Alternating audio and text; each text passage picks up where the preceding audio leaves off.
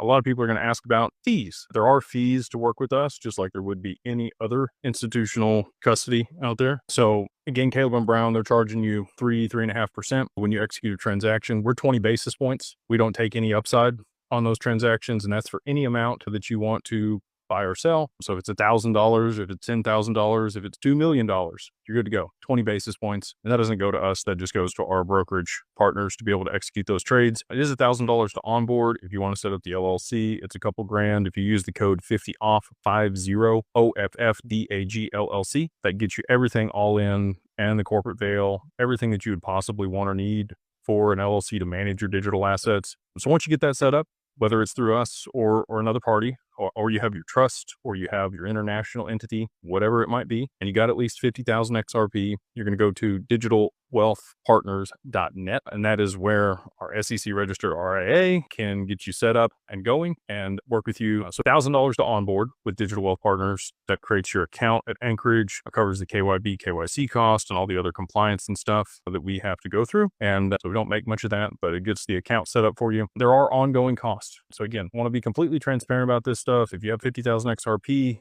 and you don't want to pay fees, the minimum is going to be there. Okay. So it's not a rush to the door with this deal. The ongoing fees are 2% per year for anything less than $5 million.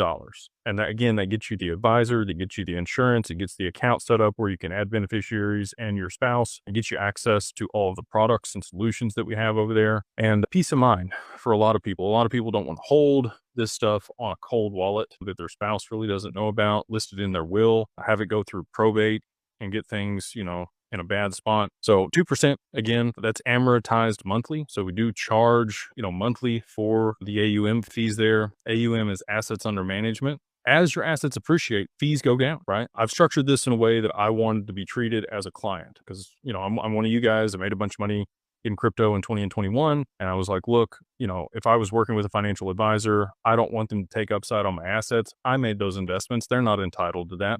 So we don't.